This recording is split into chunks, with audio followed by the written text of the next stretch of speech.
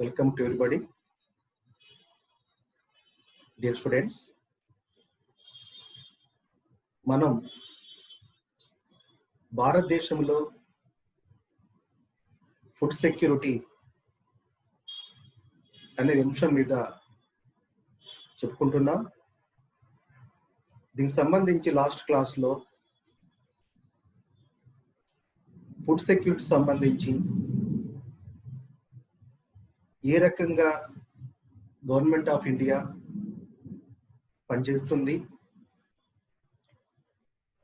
ఎలాంటి పథకాలని ఇందుకోసం ఏర్పాటు చేసింది, దానికి సంబంధించి ప్రధానంగా రెండు రకాల ప్రజల్ని టార్గెటెడ్గా ఎట్లా పనిచేస్తూ ఉందనేది మనం చెప్పుకుంటున్నాం. ప్రధానంగా మహిళలు, రెండోది పిల్లలు, స్టూడెంట్స్ అంటే చిల్డ్రన్స్. వీరికి సంబంధించి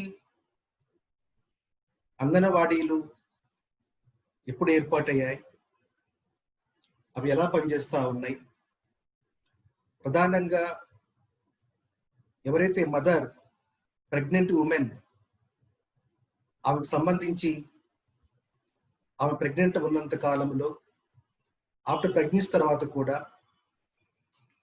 గవర్నమెంట్ ఏ రకంగా సపోర్ట్ చేస్తూ ఉంది, అలాగే చిన్నపిల్లల విషయంలో కూడా వారికి పౌష్టికాహారాన్ని అందించడానికి అంగన్వాడీల ద్వారా గవర్నమెంట్ ఆఫ్ ఇండియా కానీ రాష్ట్ర ప్రభుత్వాలు ఎట్లా పనిచేస్తూ ఉన్నాయి.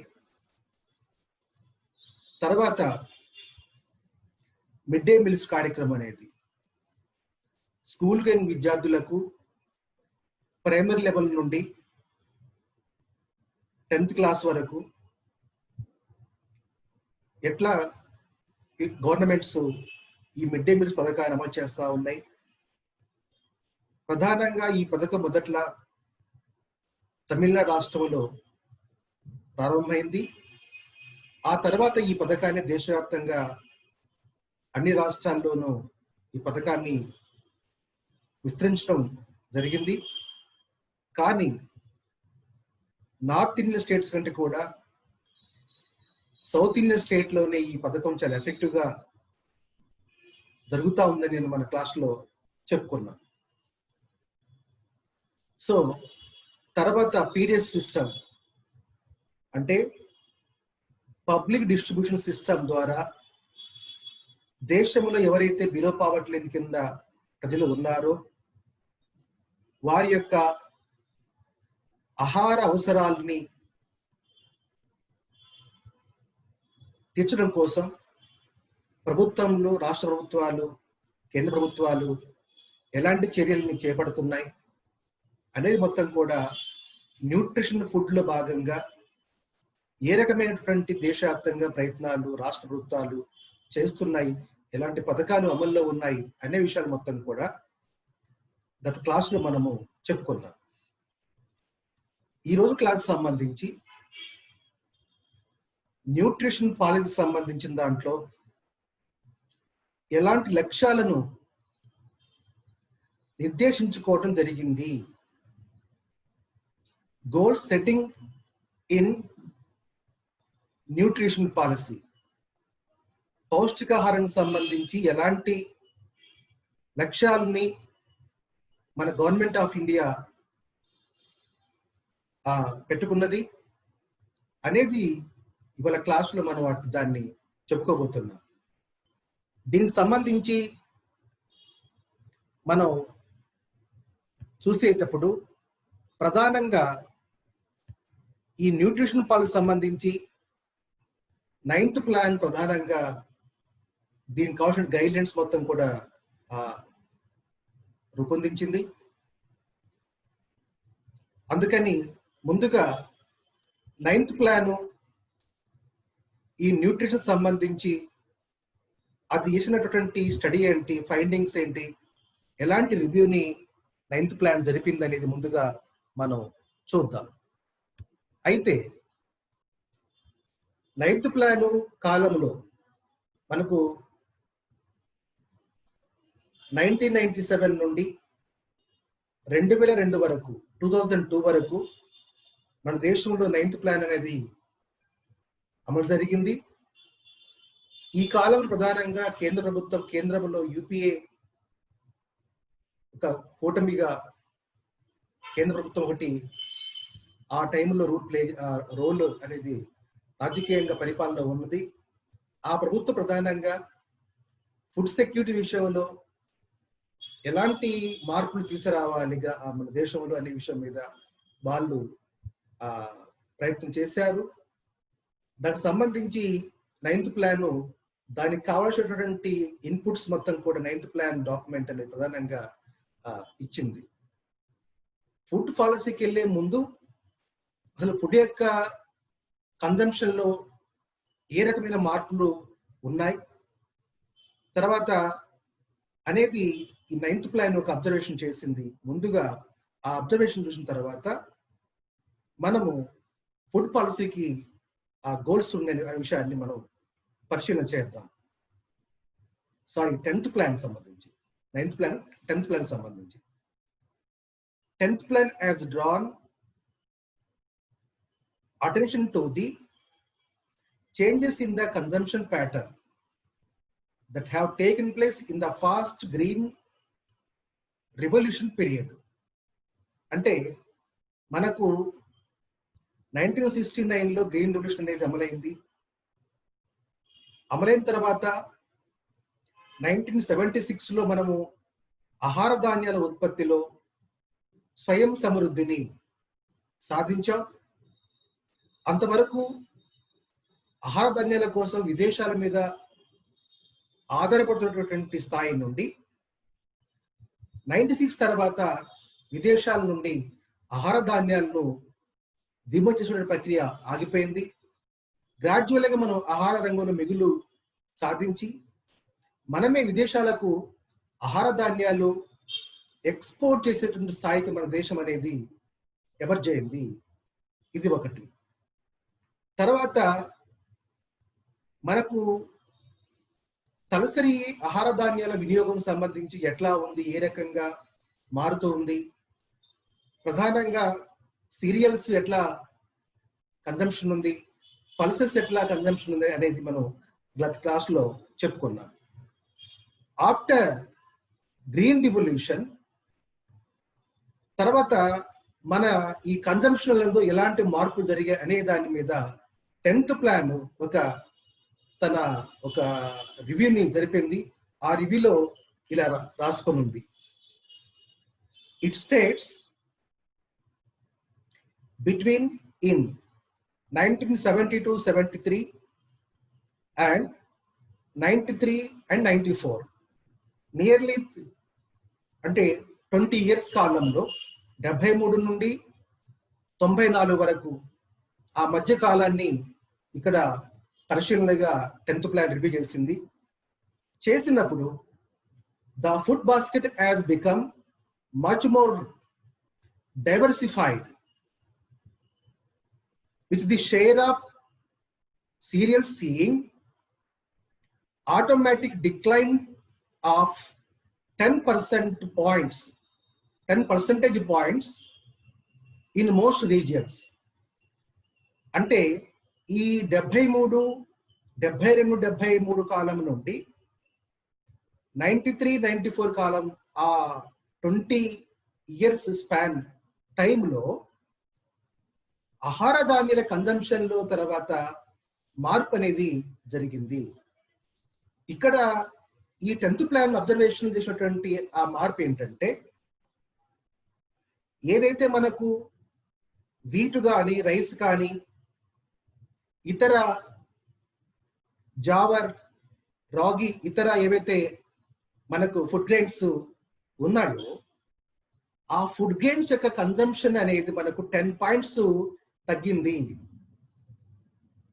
అంటే గతంలో వాడుతున్నటువంటి ఆ పాయింట్స్ పర్సంటేజ్ ప్రపోర్షన్ కంటే పర్సంటేజ్ కంటే ఈ కాలంలో, ఈ 20 ఏళ్ల కాలంలో 72 తర్వాత 93, 94 ఆ కాలంలో ఒక 10 points ఆ ఫుడ్ గ్రెయిన్స్ యొక్క కన్జంప్షన్ అనేది తగ్గినట్టుగా ఈ 10th ప్లాన్ అబ్జర్వ్ చేసింది.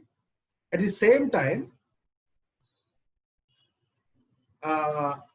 at the all India level, okay, cereals consumption in the rural areas declined from 15.3 kg per capita per month in 72-73. ఇక్కడ గ్రామీణ ప్రాంతాల్లో చూసినట్లయితే ఓవరాల్గా 10% పాయింట్స్ తగ్గినప్పటికీ ఓవరాల్గా గ్రామీణ ప్రాంతాలు చూసినప్పుడు ఈ ఆహార ధాన్యాల వినియోగం అనేది 15.3 పర్ క్యాపిటా పర్ మంత్ తగ్గినట్టుగా ఆ స్థాయి నుండి తర్వాత 33.4 per KG per capita per month, అంటే మనకు 72-73 కాలంలో per month per capita intake మనకు ఆహార ధాన్యాల విషయంలో ఎంత ఉంది అంటే 15.3 kgs నుండి 93-94 నాటికి ఎంత డౌన్ అయిందంటే 13.4, అంటే 2% మనకు ఈ 20 years కాలంలో వాటి యొక్క సిరిల్స్ యొక్క కన్జంప్షన్ లెవెల్ అనేది తగ్గింది. ఇది మనకు ఆ టైం బేస్ గా చూసినప్పుడు ఉన్నటువంటి data. Then the corresponding decline in the urban areas was more modest from 11.3 kg to 6 kg over the same period. అంటే 72-73లో 72-73లో అర్బన్ లో per month per capita intake ఎంత ఉందంటే 11.3 kgs ఉంటే 72-73లో 93-94 నాటికి అర్బన్ లెవెల్లో ఏమైందంటే మనకు ఆ కన్జంప్షన్ అనేది 6 kgs కి తగ్గిపోయింది. అంటే గ్రామీణ ప్రాంతాలతో చూసినప్పుడు అర్బన్ ప్రాంతాల్లో మనకు ఆహార ధాన్యాల యొక్క కన్జంప్షన్ అనేది బాగా డ్రాస్టికల్ గా కొంత డౌన్ ఫాలింగ్ అనేది మనకు తెలుస్తా ఉంది. సో ఎందుకు ఈ డౌన్ ఫాల్ అయింది, ఆహారములో ఆ కన్జంప్షన్ ఎందుకు డిక్లైన్ అయింది అనేది మనం ఇక్కడ చూడాల్సిన అవసరం ఉంది. అది ఆ ప్లేస్ ని ఏ అంశాలు కవర్ చేస్తున్నాయి, ఆ గ్యాప్ ఏదైతే ఉంటుందో ఆ డౌన్ ఫాల్ అయిన ప్లేస్ ని ఇతర ఏ ఆహారం అనేది కవర్ చేసిందనే అంశాన్ని మనం ఇక్కడ చూడాల్సినటువంటి అవసరం ఉంది. Right. The same time consumption of milk and meat products as well as vegetables and fruits has increased. Yeah. ఆహార ధాన్యాల వినియోగం తగ్గటం ఏమిటి అని మనకు కొంత ఆశ్చర్యం వేసినప్పటికీ మనకు ఆహార ధాన్యాలు తగ్గినటువంటి ఏదైతే ఆ గ్యాప్ ఉందో ఆ ప్లేస్ లో మనకు ఏమి వచ్చి చేరినాయి అంటే ఇక్కడ మిల్క్ సంబంధించి లేదా మిల్క్ ప్రొడక్ట్స్, తర్వాత మీట్ అంటే చికెన్ మటన్ లాంటి మీట్, తర్వాత వెజిటేబుల్స్, తర్వాత ఫ్రూట్స్ అనేవి ఈ కన్జంప్షన్ అనేది పెరిగింది. మనకు జనరల్ గానే మనం పరిశీలన చేసినప్పుడు గ్రామీణ ప్రాంతాల్లోనూ అర్బన్ ప్రాంతాల్లో ఈ వేరియేషన్ స్పష్టంగా ఉంటుంది. మనకు ఫ్రూట్స్ కన్జంప్షన్ కానీ తర్వాత మీట్ కానీ మిల్క్ ప్రొడక్ట్స్ కన్జంప్షన్ కానీ గ్రామీణ ప్రాంతాలతో పోల్చినప్పుడు అర్బన్ ప్రాంతాల్లో ఎక్కువగా ఉంటుంది. దానికి ప్రధాన కారణం ఏంటంటే అర్బన్ ప్రాంతాల్లో ఉండే వాళ్ళ యొక్క ఆదాయాలు ఎక్కువగా ఉంటుంది సహజంగా. అందువల్ల ఆదాయాలు ఎక్కువగా ఉన్నప్పుడు వాళ్ళ యొక్క కన్జంప్షన్ మీట్ మీద, మిల్క్ ప్రొడక్ట్స్ మీద, అట్లాగని ఫ్రూట్స్ మీద, వెజిటేబుల్స్ మీద కూడా ఎక్కువ కన్జంప్షన్ అనేది పెరుగుతుంది. కాబట్టి మనకు అర్బన్ ప్రాంతాల్లో 72-73లో ఈ యొక్క ఆహార ధాన్యాల పైన పర్ మంత్ 11.3 kg ఉన్నటువంటి ఆహార ధాన్యాల వినియోగం అనేది 6 kgs దాదాపుగా సగానికి తగ్గిందంటే ఆ సగం తగ్గినటువంటి ప్లేస్ లో మనకు ఈ మీట్ కానీ, మిల్క్ ప్రొడక్ట్స్ కానీ, వెజిటేబుల్స్ కానీ, ఫ్రూట్స్ కానీ వచ్చి చేరాయి. ఇది మనము ఈ ఆహారముల విషయంలో వచ్చిన మార్పులు ఏ రకంగా జరిగాయి అనడానికి 10th ప్లాన్ యొక్క స్టడీ యొక్క ఈ ఫైండింగ్స్ మనము చూడాలి.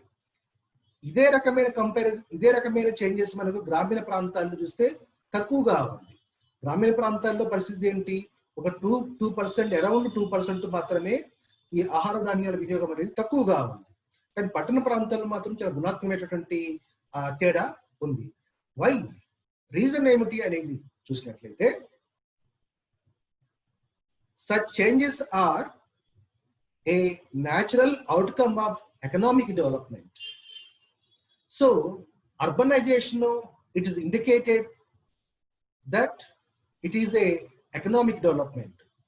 అంటే పట్టణీకరణ చెందడం అనేది ఆర్థిక అభివృద్ధిలో ఒక ఇండికేటర్గా మనం చూస్తాం దాన్ని. సో సహజంగానే డెవలప్మెంట్ పెరిగినప్పుడు ప్రజల యొక్క ఆహార అలవాట్లు కూడా మార్పులు జరుగుతాయి. అంతవరకు ఉన్న సాంప్రదాయటువంటి ఆహార ధాన్యాల వినియోగం ఆ ప్లేస్లో ఇతర ఆహారం చేరుతుంది. ప్రధానంగా ఫ్రూట్స్ కానీ, వెజిటేబుల్స్ కానీ, మీట్ కానీ, మిల్క్ ప్రొడక్ట్స్ కానీ వీటి యొక్క కన్జంప్షన్ అనేది అక్కడ పెరుగుతూ ఉంది. అంటే డైవర్సిఫికేటెడ్ ఆహారం ఏదైతే ఉంటుందో, ఒక బ్యాలెన్స్ డైట్ కావాల్సినటువంటి ఏదైతే ఆహారం అవసరం అవుతుందో, డెవలప్మెంట్ రావటం వల్ల అర్బన్ ప్రాంతాల్లో ప్రధానంగా డెవలప్మెంట్ కాన్సన్ట్రేట్ అయ్యి ఉండటం వల్ల ఆహారములో ఇలాంటి మార్పులు అనేవి జరుగుతాయనేది మనము పరిశీలనగా తీసుకోవాల్సిన అవసరం ఉంది. రైట్. ఈ కండిషన్లో ఏ నేపథ్యంలో మనకు ఆహార ధాన్యాల్లో యొక్క కన్జంప్షన్ తగ్గుతూ ఆ ప్లేస్లో అర్బన్ ప్రాంత ప్రధానంగా మిల్క్ ప్రొడక్ట్స్, వెజిటేబుల్స్, ఫ్రూట్స్, ఇతర నాన్ వెజ్ ఐటమ్స్ అయినటువంటి మిల్క్, చికెన్ లాంటివి పెరుగుతున్న క్రమం నుంచి, అట్లానే గ్రామీణ ప్రాంతంలో ఆ కాంపోజిషన్ తక్కువగా ఉంది. కాబట్టి ప్రధానంగా ఈ అట్మాస్ఫియర్, ఈ రకమైన సర్కమ్స్టెన్సెస్ లో మన యొక్క న్యూట్రిషన్ పాలసీ అనేది ఎలాంటి గోల్స్ లో ఉండాలి అనేది ఇక్కడ మనము చర్చించబోతున్నాం. ఈ గోల్స్ ను కూడా 10th ప్లాన్ అనేది సెట్ చేసింది. 10th ప్లాన్ ప్రధానంగా ఈ గోల్స్ అనే అంశాన్ని సెట్ చేసింది. కాబట్టి ఆ గోల్స్ ఏంటనేది ఇక్కడ మనం చూద్దాం.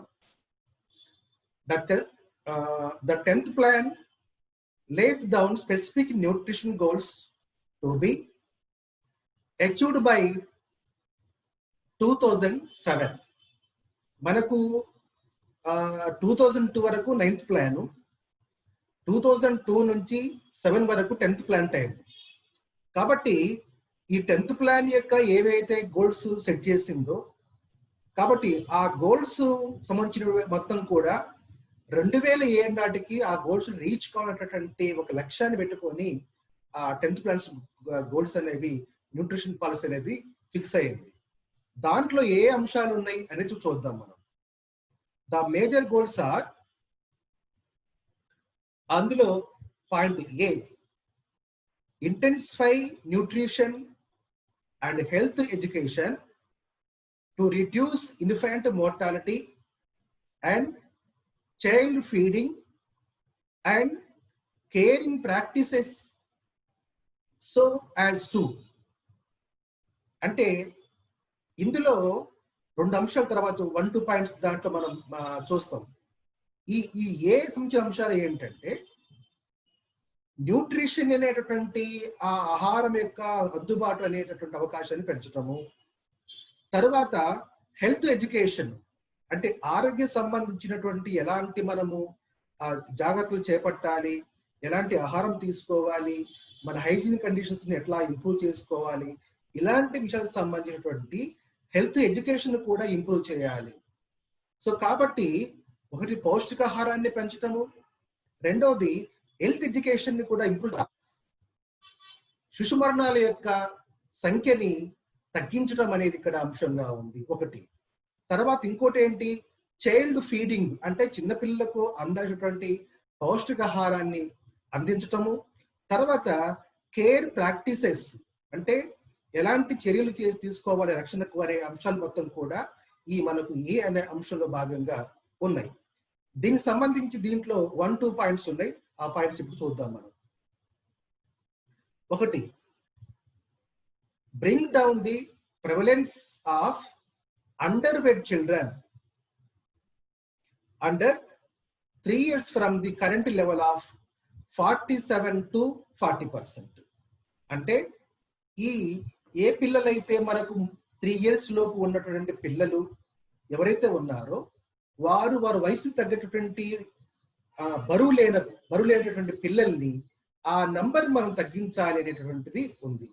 ఏంటో తగ్గించడం అంటే అంతవరకు 47% ఉన్నటువంటి ఈ పిల్లల బరువు తక్కువ ఉన్న పిల్లల యొక్క అండర్ వెయిట్ చిల్డ్రన్స్ యొక్క పర్సంటేజ్ ని 40% తగ్గించాలన్నటువంటి లక్ష్యాన్ని ఇక్కడ గోల్స్ లో మనం సెట్ చేసుకోవడం జరిగింది.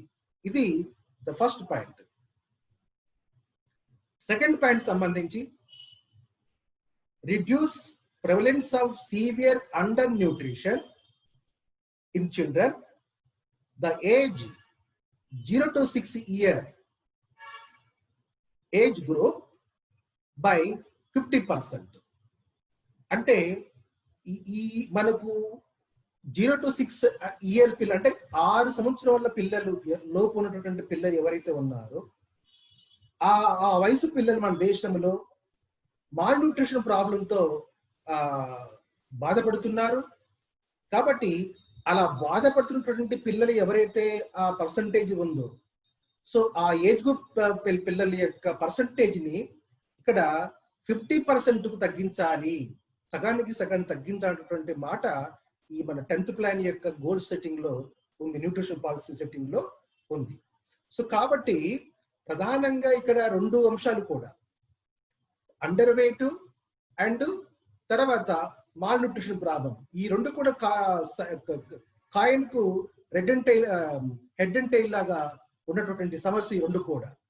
సో కాబట్టి ఈ రెండింటిని ఎట్లా తగ్గించాలి అనేది ఇక్కడ మనకు మాల్ న్యూట్రిషన్ ఇష్యూ కింద ఈ 2 ప్రాబ్లం ని 10th ప్లాన్ అనేది గోల్ సెట్ చేయడం అనేది జరిగింది.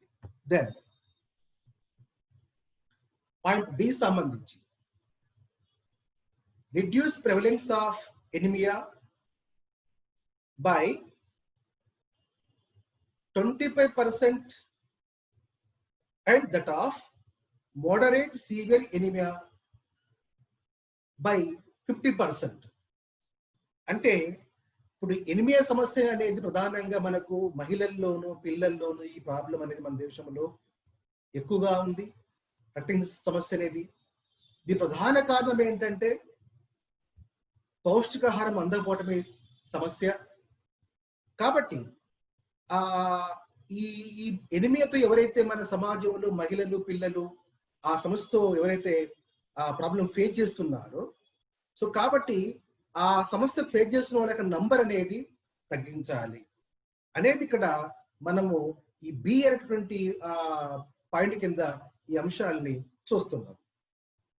సో తర్వాత పాయింట్ సి సంబంధించి eliminate vitamin A deficiency as a public health problem. So vitamin A deficiency అనేది సమస్య అనేది ఉత్పన్నమవుతుంది. కాబట్టి ఈ సమస్యని ప్రజా ఆరోగ్య సమస్యగా గుర్తించాలి. గుర్తించి ఈ విటమిన్ ఏ డెఫిషియన్సీ అనేది దాన్ని ఎట్లా మనము ఎలిమినేట్ చేయాలనేటువంటి అంశాన్ని కూడా మనకు 10th ప్లాన్ లో మనకు ఆ న్యూట్రిషన్ గోల్ సెట్టింగ్ లో భాగంగా దీన్ని మనం పెట్టుకోవడం జరిగింది. ఈ ఏ డెఫిషియన్సీ వల్ల ప్రధానంగా ఏమవుతుందంటే పిల్లలకు అంధత్వం అనేది సంభవిస్తుంది. కాబట్టి ఇది పెద్ద సమస్యగా మనకు మన దేశంలో ఈ పౌష్టికాహారం లేని వల్ల ఇది రిలేటెడ్ గా ఈ సమస్య కూడా మనకు ఉత్పన్నం అవుతుంది. కాబట్టి ఏ విటమిన్ ను ఎట్లా తగ్గించాలి, సప్లిమెంట్స్ గా ఏ విటమిన్ ఫుడ్ ను ఎట్లా పిల్లలకు అందించాలి అనేది ఉంది. కాబట్టి ఇది పబ్లిక్ హెల్త్ లో భాగంగా ఈ సమస్యని చూసి ఈ ప్రాబ్లాన్ని పూర్తిగా ఎలిమినేట్ చేయడానికి ప్రయత్నం జరిగిన మాట సి పాయింట్ కింద మనము చెప్పుకుంటున్నాం. Then point D, reduce prevalence of iodine deficiency disorder to less than 10% by 2010. అంటే ఇక్కడ అయోడైజ్డ్ అయోడైన్ మీన్స్ ఇక్కడ అంటే సాల్ట్ సంబంధించి అయోడైజ్ సాల్ట్ కింద వాడకపోవటం వల్ల వస్తున్న సమస్య ఇది. దీనివల్ల డిజార్డర్ సమస్యలు ఉత్పన్నమవుతున్నట్టుగా మనకు స్టడీస్ చెప్తా ఉన్నాయి. కాబట్టి ఏదైతే ఇప్పుడు మనకి ఈ సమస్య ఉత్పన్నమవుతుందో ఈ సమస్యని మనం 2010 కల్లా కూడా ఈ సమస్యని మనం కంప్లీట్ గా తగ్గించుకోవాలనేటువంటి ఆ గోల్ ని 10th ప్లాన్ మనకు ఈ న్యూట్రిషన్ ఫుడ్ యొక్క గోల్ సెట్టింగ్ లో భాగంగా చెప్పడం అనేది ఇక్కడ మనము చూస్తున్నాం. ఇవి ప్రధానంగా ఏవే గోల్స్ పెట్టుకుంది 10th ప్లాన్ సంబంధించినటువంటి ఉన్న అంశాలు. Then main components of the food security system. కాబట్టి గోల్స్ ఇంతకుముందు ఏమిటని ఫస్ట్ 1, 2, 3, 4 గా మనం చూసాం. ప్రధానంగా child under weight and mall nutrition problem గురించి చైల్డ్ ఏ పార్ట్ లో చూస్తే, తర్వాత విటమిన్ ఏ డెఫిషియన్సీ అనేది కూడా తర్వాత చూసాం.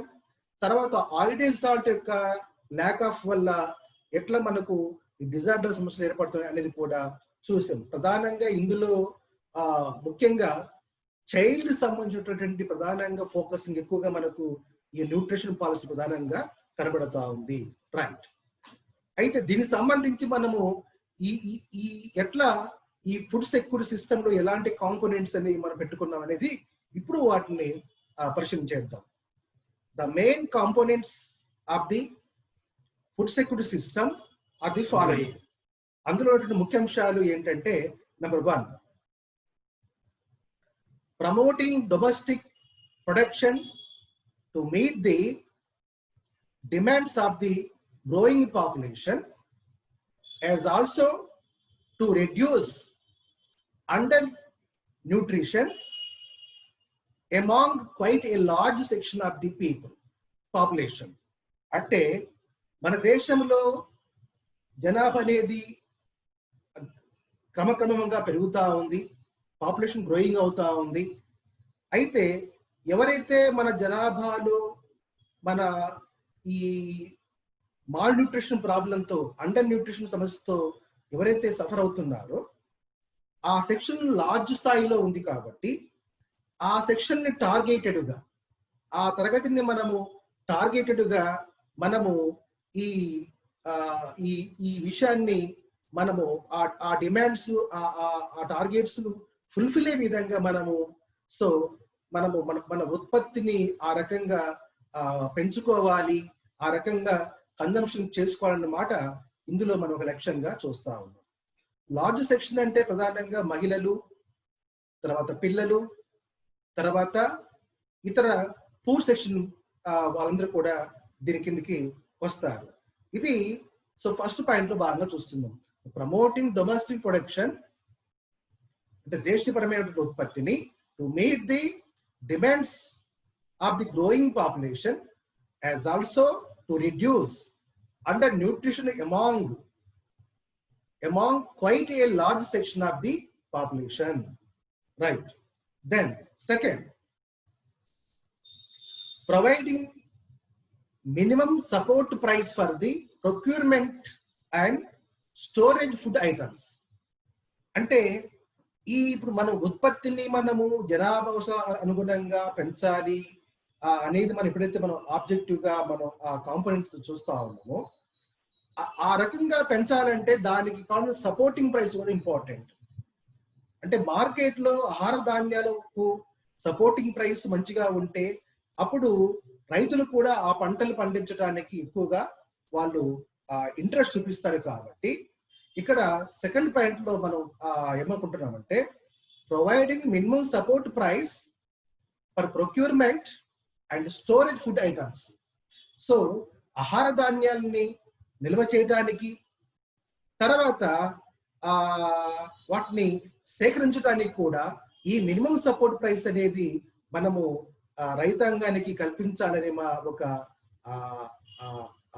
అంశాన్ని మనం ఇక్కడ 10th ప్లాన్ మనకు ఈ అంశాన్ని మెయిన్ కాంపోనెంట్ గా చూస్తా ఉంది. నెక్స్ట్ మూడో అంశం, ఆపరేటింగ్ ఏ పబ్లిక్ డిస్ట్రిబ్యూషన్ సిస్టమ్. అంటే పీడిఎస్ అంటే పబ్లిక్ డిస్ట్రిబ్యూషన్ సిస్టమ్ అనేది మనకు చౌక ధరల దుకాణం అని మనం తెలుగులో అంటున్నాం. అంటే చీప్ రేషన్ షాప్స్ అంటే రేషన్స్ సిస్టమ్ ఏదైతే ఉంటుందో దాని ద్వారా ఆహార ధాన్యాలు అనేవి ఎవరికైతే నీడీ పీపుల్ ఉందో వాళ్ళందరికీ కూడా ఈ చౌక ధరల విధానం ద్వారా ఆహార ధాన్యాలు అందుబాటు విధంగా చర్యలు చేపట్టాలనేది మాట ఇక్కడ చూస్తా ఉంది. ప్రత్యేకంగా మనకు తెలుగు రాష్ట్రాల్లో చాలా వెల్ ఫేమస్ సిస్టమ్ మనకు కొనసాగుతా ఉంది. ఎన్టీఆర్ వచ్చిన తర్వాత ఎన్టీ రామారావు 84లో ఆయన పవర్ లో వచ్చిన 83, 84 ఆ టైంలో మనకు ఈ 2 kg రైస్ సిస్టమ్ అనేటటువంటి ఒక పెద్ద ఫేమస్ గా మన కాడ ఈ చౌక ధరల విధానంలో చాలా క్లిక్ అయింది. ఇప్పుడు ఈ పథకాన్ని దేశవ్యాప్తంగా అన్ని రాష్ట్ర ప్రభుత్వాలు వీటు లేదా రైస్ ని ఈ పేద ప్రజలకు ఎవరైతే బిలో పవర్టీ ఉన్నారో వాళ్ళకు అందించేటటువంటి ప్రయత్నం జరుగుతా ఉంది. ఇది మొత్తం కూడా ఫుడ్ సెక్యూరిటీలో భాగంగా ఈ ప్రయత్నం అనేది దేశవ్యాప్తంగా జరుగుతుంది. కాబట్టి ఈ పథకాన్ని సిస్టమేటిక్ గా పబ్లిక్ డిస్ట్రిబ్యూషన్ సిస్టమ్ సిస్టమేటిక్ గా ఆపరేటింగ్ చేయాలన్న మాట మనకు ఆ 10th ప్లాన్ దీని ఇంపార్టెంట్ ఏరియాగా దీన్ని చూస్తా ఉంది. దెన్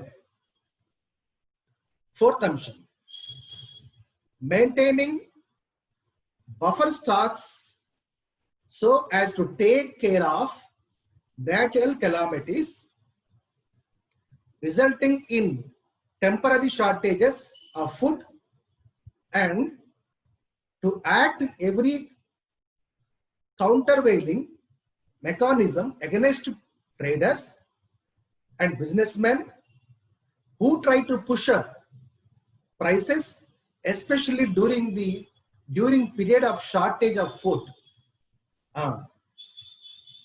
కొన్ని సందర్భాల్లో నేచురల్ కెలామిటీస్ అంటే కొన్ని సందర్భాల్లో కరువులు సంభవించవచ్చు.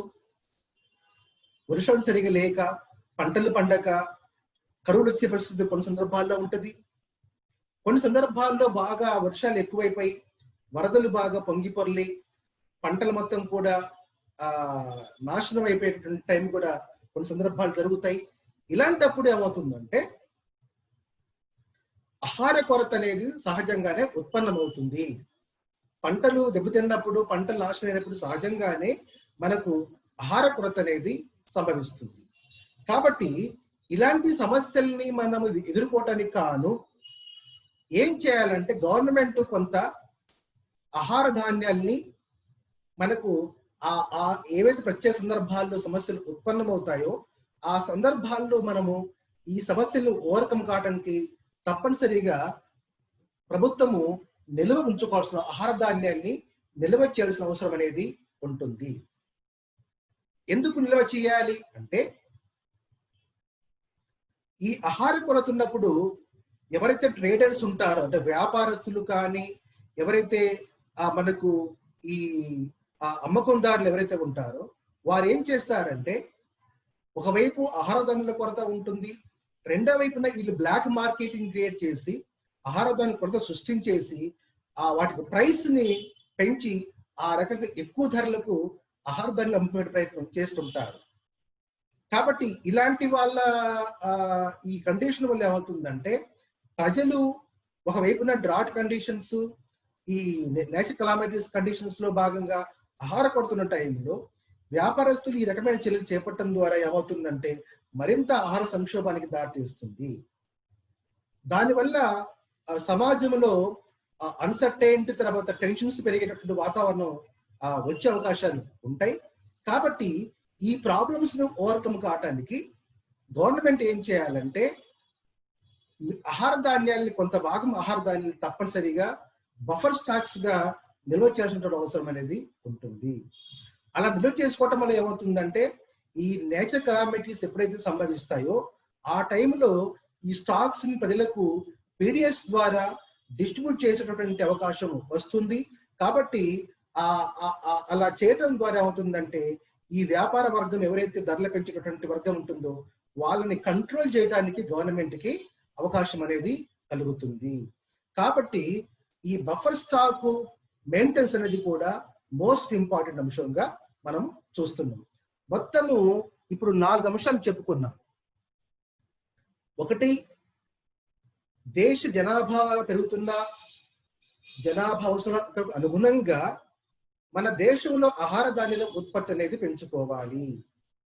అలా పెంచుకోవటం ద్వారా ఎవరైతే దేశంలో మెజారిటీ ప్రజలు మాల్ న్యూట్రిషన్ సమస్యతో బాధపడుతున్నారో ఆ సమస్యని ఓవర్కమ్ కావడానికి లేదా రిడ్యూస్ చేయడానికి మనకు ఈ ఈ ఆహార ధాన్యాల ఉత్పత్తి అనేటువంటి అంశం మనకు ఉపయోగపడుతుంది అనేది ఒక అంశం. రెండోది, ఆహార ధాన్యాల ఉత్పత్తి పెరగాలంటే వాటికి సపోర్టింగ్ ప్రైస్ కూడా చేయాలి. సపోర్టింగ్ ప్రైస్ యొక్క శరీరం ఉంటేనే ఆహార ధాన్యాల ఉత్పత్తి అనేది కూడా పెరుగుతుంది. కాబట్టి గవర్నమెంట్ ఆఫ్ ఇండియా ప్రభుత్వాలు సపోర్టింగ్ ప్రైస్ సిస్టమ్ ని కూడా రైతులకు గిట్టుబాటు ధర లభించే విధంగా ఆ ప్రైస్ అనే దాన్ని ఇంక్రీజ్ చేయాల్సిన అవసరం అనేది ఉంటుంది. దెన్ మూడో పాయింట్ గా పబ్లిక్ డిస్ట్రిబ్యూషన్ సిస్టాన్ని సిస్టమేటిక్ గా దేశవ్యాప్తంగా ఆపరేట్ చేయాలి. ఇవి ఎంత సిస్టమేటిక్ గా ఫంక్షన్స్ అయితే ప్రజలకు ఆహార ధాన్యాలు అనేవి ఆ మేరకు అందుబాటులోకి వస్తాయి. ఇది మూడో పాయింట్.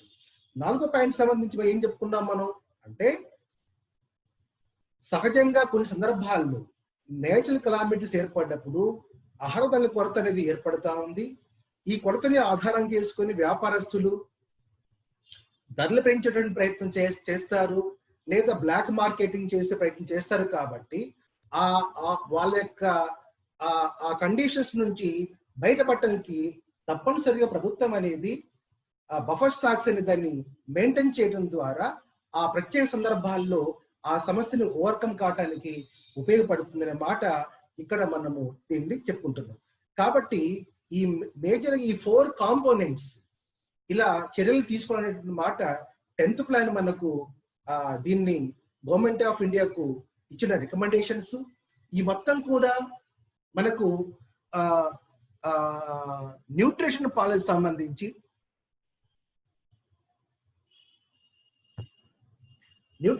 సంబంధించి ఆ పాలసీలో మనము ఏ సెక్షన్ ప్రజల్ని టార్గెట్ చేయాలి, వారికి ఎలాగా ఫుడ్ యొక్క అవైలబిలిటీ పెంచాలి, తర్వాత దానికి సంబంధించి మొత్తంగా ఎలాంటి చర్యలు తీసుకోవాలి అనేది మనం ఇక్కడ చూస్తా ఉన్నాం. ఇది ప్రధానంగా 10th ప్లాన్ ప్రధానంగా దీని మీద బాగా ఈ అంశం మీద బాగా ఫోకసింగ్ చేసింది. 10th ప్లాన్ 2002 నుంచి 2007 వరకు ఆ 10th ప్లాన్ యొక్క పీరియడ్ అనేది మనం ఆ దేశంలో కొనసాగింది. సో కాబట్టి ఈ లక్ష్యాలని ఏతే మనకు న్యూట్రిషన్ పాలసీ యొక్క లక్ష్యాలని 2007 నాటికే ఫుల్ఫిల్ చేయనటువంటి మనకు ఆ గోల్స్ మనకు కనబడతా ఉంది. అయితే ఆ గోల్స్ మనం రీచ్ అయినవా లేదా 2007 నాటికి ఏదైతే 10th ప్లాన్ న్యూట్రిషన్ పాలసీలో పెట్టుకున్నటువంటి ఆ గోల్ సెట్టింగ్స్ ఏవైతే ఉన్నాయో అవి రీచ్ అయినమా లేదా అనే విషయం మనం మరో క్లాసులో చెప్పుకుందాం. సో కాబట్టి ఇవాళ క్లాసు ఇంతవరకు మనము ముగిద్దాము. సో రేపు సంబంధించి రేపు మరో క్లాసులో మనము చెప్పుకుందాం విద్యార్థులారా. దానికి చెప్తూ ఇంతవరకు మీరు విన్నందుకు